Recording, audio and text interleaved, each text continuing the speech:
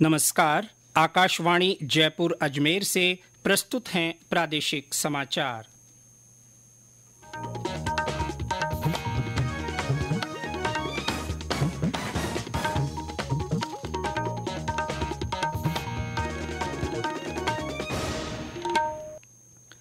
मुख्य समाचार। भारत ने अग्नि-4 बैलिस्टिक मिसाइल का ओडिशा के चांदीपुर में एकीकृत परीक्षण रेंज से सफलतापूर्वक प्रक्षेपण किया। देश भर में आज गणेश चतुर्थी का त्योहार हर्षोल्लास से मनाया जा रहा है। गणेश मंदिरों में श्रद्धालुओं का तांता। भारतीय वायुसेना का तरंग शक्ति अभ्यास जोधपुर में जारी। और प्रदेश भर में कई स्थानों पर बारिश का दौर जारी। मौसम विभाग के अनुसार अगले 2-3 दिन मानसून के सक्रिय रहने की संभावना।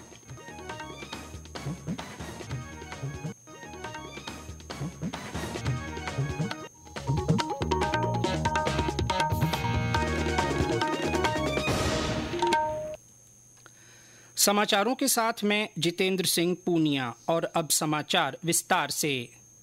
ओडिशा के चांदीपुर में एकीकृत परीक्षण रेंज से मध्यम दूरी की बैलिस्टिक मिसाइल अग्नि-4 का कल सफल प्रक्षेपण किया गया। रक्षा मंत्रालय ने कहा कि प्रक्षेपण के दौरान सभी परिचालन और तकनीकी मानकों को सफलतापूर्वक पूरा किया गया। ये प्रक्षेपण रणनीतिक बल कमान की ओर से आयोजित किया गया था। ये प्रक्षेपण भारत की रक्षा क्षमता को मजबूत करने की दिशा में एक और मील का पत्थर है। गौरतलब है कि इस वर्ष अप्रैल में ओडिशा तट के नजदीक अब्दुल कलाम द्वीप से नई पीढ़ी की परमाणु क्षमता से लैस अग्नि प्राइम बैलिस्टिक मिसाइल का सफल परीक्षण किया गया था।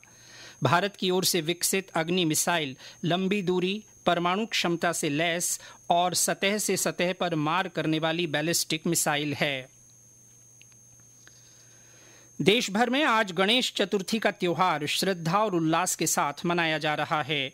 ये दिन ज्ञान, समृद्धि और सौभाग्य के प्रतीक भगवान गणेश के जन्मोत्सव के रूप में मनाया जाता है। लोग अपने घर में मिट्टी से बनी भगवान गणेश की प्रतिमाएं स्थापित करते हैं। राष्ट्रपति द्रौपदी मुर्मू और उपराष्ट्रपति जगदीप धनखड़ ने गणेश चतुर्थी के अवसर पर शुभकामनाएं दी हैं। अपने संदेश में राष्ट्रपति ने कहा कि आनंद और उत्साह का ये पर्व सामाजिक सौहार्द और भाईचारे का संदेश देता है। राष्ट्रपति ने लोगों से एकजुट होकर शांतिपूर्ण और समृद्ध भारत के निर्माण का संकल्प लेने को भी कहा। उपराष्ट्रपति जगदीप धनखड़ ने कहा कि भगवान गणेश बुद्धि, समृद्धि और अच्छे भाग्य के प्रतीक हैं और करोड़ों लोगों के हृदय में विशेष स्थान रखते हैं। गणेश चतुर्थी के अवसर पर प्रदेश भर में विभिन्न गणेश मंदिरों में श्रद्धालुओं का तांता लगा हुआ है।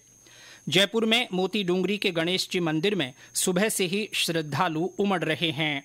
मुख्यमंत्री भजनलाल शर्मा ने गणेश चतुर्थी की पूर्व संध्या पर कल जयपुर में मोती डूंगरी के गणेश जी मंदिर में पूजा अर्चना की और प्रदेशवासियों के लिए अमन, चैन और खुशी की प्रार्थना की। सवाईमाधोपुर के रणथंभौर दुर्ग स्थित त्रिनेत्र गणेश मंदिर में श्रद्धालुओं की भीड़ जुटी हुई है। त्रिनेत्र गणेश मेले में देर रात से शुरू हुआ दर्शनों का सिलसिला जारी है। और ब्यौरा हमारे संवाददाता से। देर रात से शुरू हुआ दर्शनों का सिलसिला सुबह मंगला आरती और श्रृंगार आरती तक अनवरत चला। चतुर्थी के चलते आज त्रिनेत्र को गंगाजल, पंचामृत के अलावा करीब 11 प्रकार के इत्रों से स्नान कराकर श्रृंगार किया जा रहा है। 4 बजे मंगला आरती में गुलाब के फूलों तो 7 बजे श्रृंगार आरती के समय केवड़े के फूलों और इत्र से श्रृंगार किया गया है। दोपहर जन्म की झांकी के लिए सोने चांदी के वर्क तथा अलावा सोने चांदी के 5 किलो के आभूषणों से श्रृंगार कराया जाएगा। यह श्रृंगार अगले 36 घंटे तक रहेगा। दर्शनों का सिलसिला भी देर शाम तक चलेगा। घरों और प्रतिष्ठानों में भी शुभ मुहूर्त में प्रथम पूज्य की पूजा अर्चना की जा रही है। सतीश वर्मा, आकाशवाणी समाचार, सवाईमाधोपुर। बाड़मेर में इस अवसर पर घरों और प्रतिष्ठानों में गणपति स्थापना की जा रही है तथा गणेश मंदिरों को आकर्षक ढंग से सजाया गया है। बालोतरा जिले में इस अवसर पर लोगों ने इको फ्रेंडली और गणेश जी की मिट्टी की मूर्तियों को खरीदने में उत्साह दिखाया। मूर्तिकारों ने भी प्लास्टर ऑफ पेरिस के साथ मिट्टी की मूर्तियां बनाई। पाली में बल्लालेश्वर मंदिर में सिद्धपीठ गणेश का सिंदूर से विशेष श्रृंगार किया गया और रंग बिरंगी लाइटों और फूलों से मंदिर को सजाया गया। सुबह मंगला आरती के बाद पंचामृत से अभिषेक किया जा रहा है। भीलवाड़ा जिले में स्वयंसेवी संगठनों की ओर से पर्यावरण को बचाने के लिए इस बार इको फ्रेंडली भगवान गणेश की मूर्तियां तैयार की गई हैं, जिन्हें आज शुभ मुहूर्त में स्थापित किया जा रहा है। केंद्रीय संस्कृति और पर्यटन मंत्री गजेंद्र सिंह शेखावत ने कहा है कि देश में पर्यटन की असीम संभावनाएं हैं। आज भी दुनिया के देशों में भारत पर्यटन का बहुत बड़ा केंद्र है। आने वाले समय में भारत दुनिया का सबसे बड़ा टूरिज्म मार्केट और डेस्टिनेशन बनने वाला है। श्री शेखावत ने कल जोधपुर एयरपोर्ट पर मीडिया से बातचीत में कहा कि भारतीय एस्पिरेशनल क्लास भारत के टूरिज्म की ताकत को इजाफा देने वाली है। उन्होंने कहा कि भारत दुनिया का सबसे बड़ा टूरिज्म मार्केट और डेस्टिनेशन बने, इसे लेकर प्रधानमंत्री के नेतृत्व में इंफ्रास्ट्रक्चर ग्रोथ और होलिस्टिक डेवलपमेंट पर कार्य हो रहा है। श्री शेखावत ने केंद्र सरकार की ओर से जोधपुर को इंडस्ट्रियल कॉरिडोर की सौगात दिए जाने पर खुशी जाहिर की। उन्होंने कहा कि जोधपुर के औद्योगिक विकास के लिए इसे भाजपा के संकल्प पत्र में स्थान दिया गया था। श्री शेखावत आज पोकरण विधानसभा क्षेत्र के दौरे पर रहेंगे। वे बाबा रामदेव की समाधि पर विशेष पूजा अर्चना कर देश और प्रदेश में अमन, चैन और खुशहाली की कामना करेंगे। बाद में श्री शेखावत पोकरण में जिला स्तरीय अधिकारियों की समीक्षा बैठक लेंगे। ये समाचार आकाशवाणी जयपुर अजमेर से प्रसारित किए जा रहे हैं। समाचार बुलेटिन में आपका फिर स्वागत है। भारतीय वायुसेना का सबसे बड़ा अभ्यास तरंग शक्ति जोधपुर एयरफोर्स स्टेशन पर चल रहा है। अभ्यास के 8वें दिन कल फुल ड्रेस रिहर्सल किया गया। अमेरिका, ऑस्ट्रेलिया और ग्रीस के एयरक्राफ्ट के साथ ही भारत के तेजस, सुखोई 30 और जगुआर ने उड़ान भरी। आज ओपन डे रखा गया है। इस दिन वायुसेना की event team air warrior drill team हाथ में राइफल लेकर म्यूजिक पर परफॉर्मेंस देगी। विदेशी विमानों को देखकर लोग काफी रोमांचित हुए। इसके अलावा स्वदेशी लाइट कॉम्बैट हेलीकॉप्टर प्रचंड और ध्रुव ने कलाबाजी दिखाई। वहीं लाइट कॉम्बैट एयरक्राफ्ट तेजस ने भी हवा में रोटेट होकर अलग अलग फॉर्मेशन में कलाबाजियां दिखाकर लोगों को रोमांचित किया। राज्य सरकार ने एक आदेश जारी कर राजस्थान प्रशासनिक सेवा के 386 अधिकारियों के तबादले किए हैं। श्री सुरेश चंद्र को राजस्थान आवासन मंडल का सचिव नियुक्त किया गया है। वहीं डॉक्टर वृद्धि चंद्र गर्ग को उदयपुर के मोहनलाल सुखाड़िया विश्वविद्यालय का रजिस्ट्रार बनाया गया है। प्रदेश में मतदाता सूचियों को संशोधित करने और मतदान केंद्रों के पुनर्गठन की प्रक्रिया जारी है।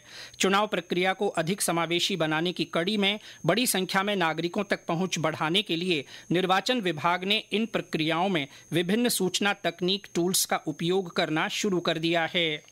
मुख्य निर्वाचन अधिकारी नवीन महाजन ने कल जयपुर में आयोजित seminar Rajasthan business summit decoding opportunities for next decade में ये बात कही। श्री महाजन ने सेमिनार के e governance service delivery to the last mile सत्र के दौरान कहा कि मतदाताओं के नाम सूचियों में शामिल करने से लेकर मतदान और मतगणना तक की पूरी प्रक्रिया में सूचना तकनीक का उपयोग किया जाता है।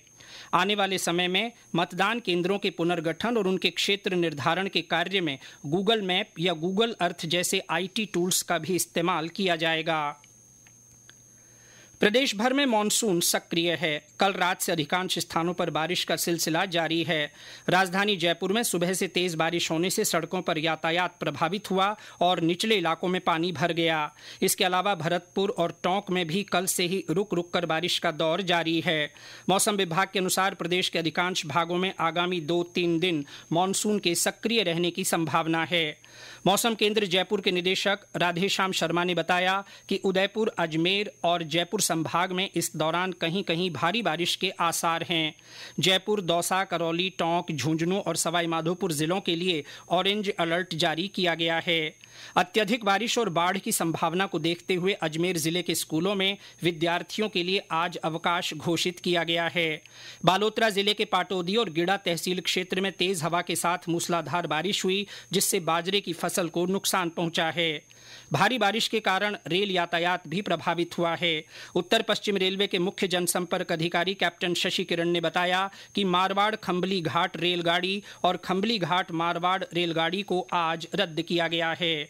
और अंत में मुख्य समाचार एक बार फिर।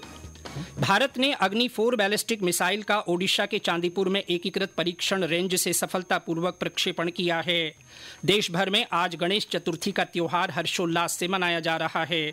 गणेश मंदिरों में श्रद्धालुओं का तांता लगा हुआ है। भारतीय वायुसेना का तरंग शक्ति अभ्यास जोधपुर में जारी है और प्रदेश भर में कई स्थानों पर बारिश का दौर जारी। मौसम विभाग के अनुसार अगले 2-3 दिन मानसून के सक्रिय रहने की संभावना। इसके साथ ही प्रादेशिक समाचार बुलेटिन समाप्त हुआ। नमस्कार।